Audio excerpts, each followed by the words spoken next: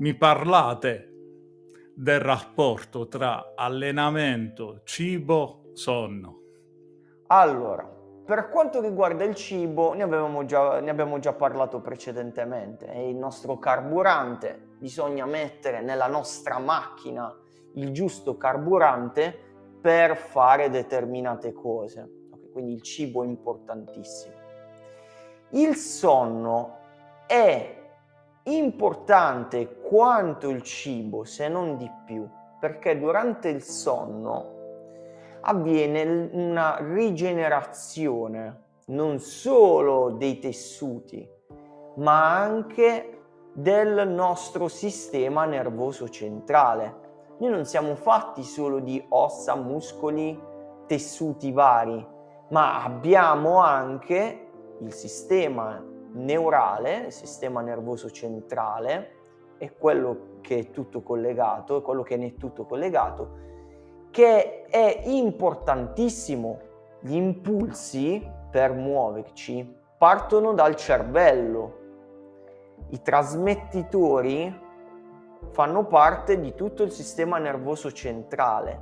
Se noi non diamo la possibilità al nostro corpo di recuperare, ok, di rigenerarsi attraverso il sonno, faremo una vita e un allenamento di merda. Se ci alleniamo di merda, aumentano la probabilità di infortuni. Se ci infortuniamo, ci dobbiamo fermare, mandare a quel paese i nostri progressi e ritardare nel medio-lungo periodo la riuscita del raggiungimento dei nostri obiettivi. Se non, nella peggiore delle ipotesi, comprometterci tutto quanto. E quindi iniziare un nuovo percorso, riprendere tutto da capo eventualmente una volta recuperato da quel tipo di problema.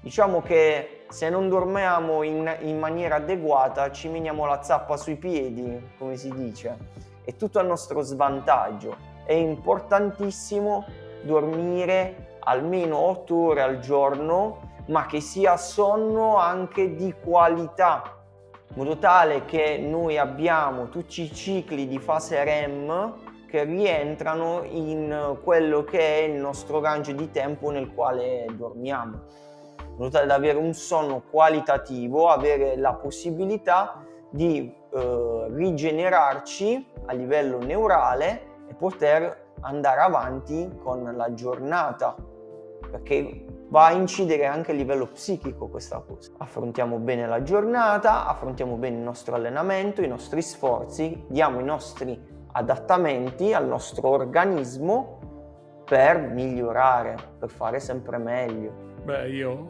ho problemi con il sonno, ormai storia conosciuta.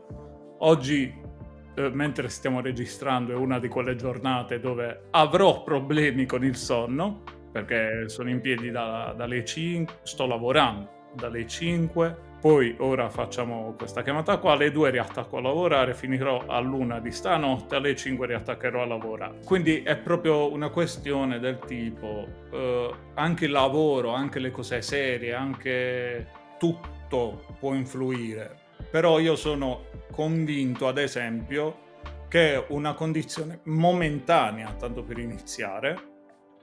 L'ho fatto anche per un periodo molto più lungo, ma in questo caso è momentaneo, quindi stringo e ho dei peggioramenti magari sull'allenamento ora, ma poi interrompo nel breve periodo. Non è più come gli altri anni dove lo facevo tutta l'estate, non esiste più.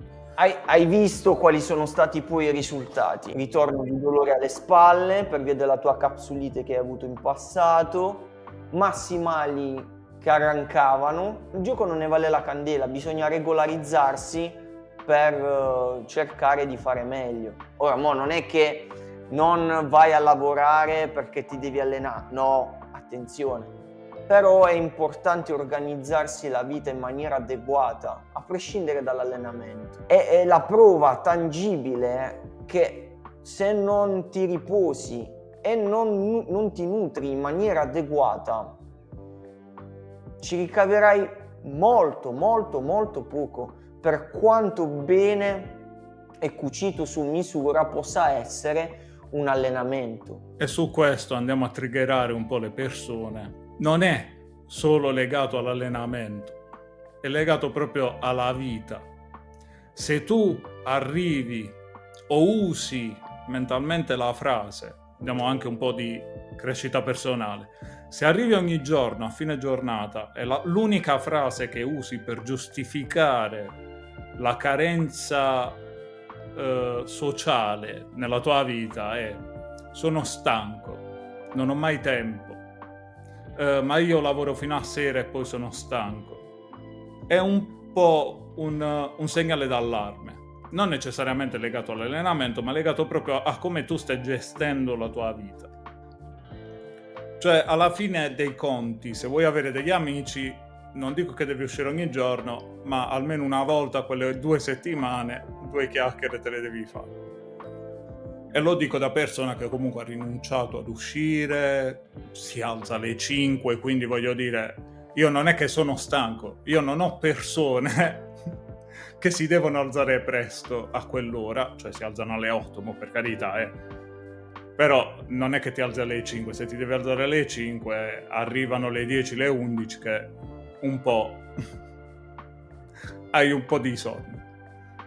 Quindi la vita comunque va gestita anche per permetterti di uscire e di avere soprattutto la stessa, e cioè una vita.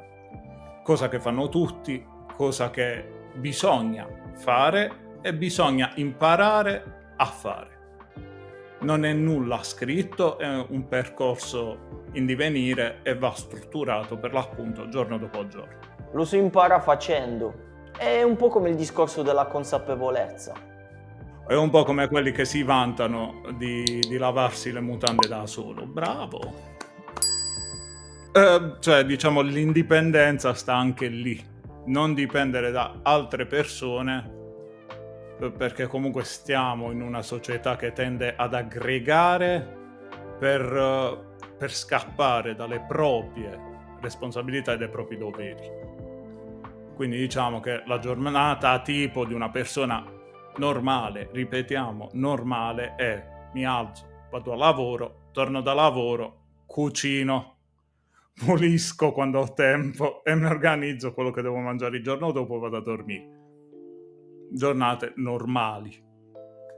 Quindi meno scorciatoie e più consapevolezza anche di quello che bisogna fare. Molto legata anche alla domanda che ci è stata fatta prima.